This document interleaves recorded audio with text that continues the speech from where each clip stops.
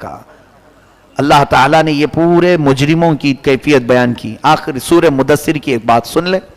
اللہ تعالیٰ فرماتا ہے جہنمیوں کو کھینچ کر جب ڈالا جا رہا ہوگا, یہ بہت پتے کی بات کر رہا ہوں, سب کے اپنے فائدے کی بھی. جب جہنمی پہنچیں گے آپس میں ایک دوسرے سے پوچھ رہے ہوں گے تو کیوں آیا, تو کیوں آیا. جیل میں قیدی پوچھتے ہیں ایک دوسرے سے تو کیا جرم کیا تھا جو آج تجھے جیل ہو گئی. قیامت میں بھی یہی ہوگا. عن المجرمین یتساءلون, مجرمین جو ہے آپس میں سوال کر رہے ہوں گے ما سلککم فی سقر, اس سقر یہ بھڑکتی ہوئی جہنم میں کیسے تو پہنچ گیا, کس چیز نے تمہیں یہاں ڈال دیا. وہ سب سے پہلے کیا جواب دیں گے, سنو کان کھول کر.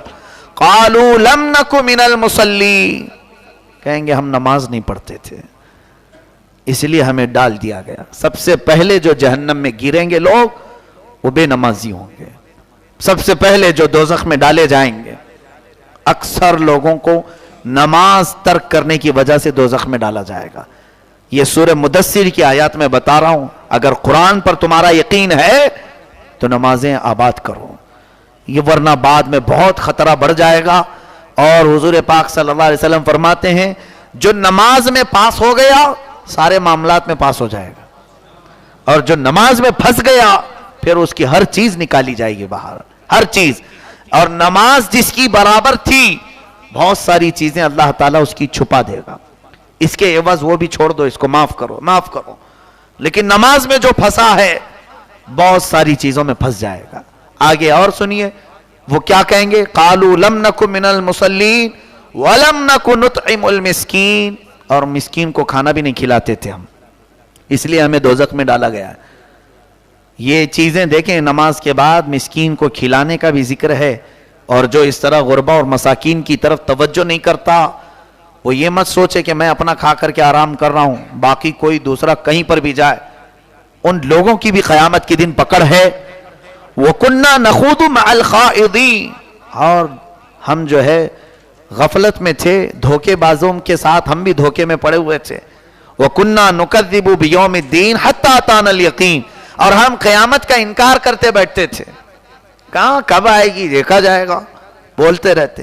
حَتَّى أَتَانَا الْيَقِينَ, یہاں تک کہ یہ آ ہی گئی, آ ہی گئی. فَمَا تَنْفَعُهُمْ شَفَاعَةُ الشَّافِعِينَ, پھر اللہ فرماتا ہے ان کو کسی شفاعت کرنے والے نے کوئی فائدہ نہیں دیا, کسی نے بھی ان کو کوئی فائدہ نہیں دیا. شافعین, شفاعت کرنے والے, یہاں تک کہ نبی کونین صلی اللہ علیہ وسلم بھی ان لوگوں کی, کفار و مشرکین کی شفاعت نہیں کریں گے.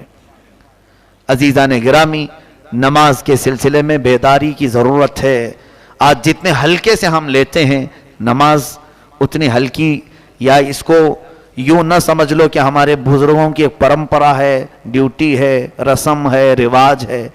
دیندار لوگ پڑھتے ہیں, اب بڑے بزرگ پڑھتے ہیں, ہم تو جوان ہیں, ہم کو کیا ہے مسجد جانے سے. جس طرح تمہارے لیے کھانا پینا اور سونا ضروری ہے اسی طرح تمہارے لیے نماز وقت پر پڑھنا بھی ضروری ہے.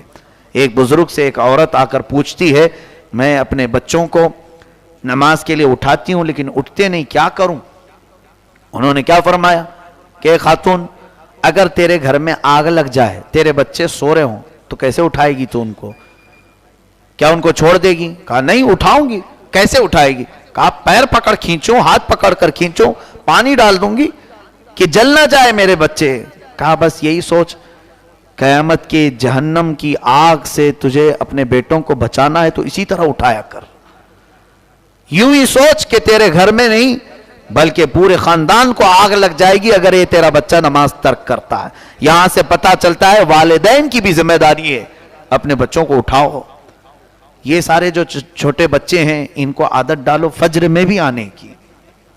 الحمدللہ کثرت سے بچے ہمارے ہاں مسجدوں میں نظر آ رہے ہیں, لیکن یہ جیسے ظہر عصر مغرب عشاء میں بھرے رہتے ہیں, فجر میں کیوں نہیں.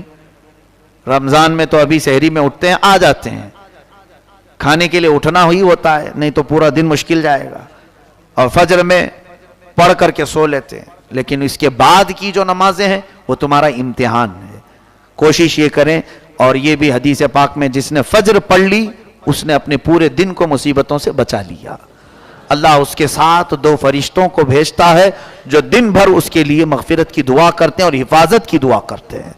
اللہ تعالی ہمیں صلاۃ و صوم کی پابندیاں نصیب فرمائے، قرآن عظیم کی آیات پر عمل کی توفیق نصیب فرمائے، گستاخان رسول سے ہم سب کی حفاظت فرمائے۔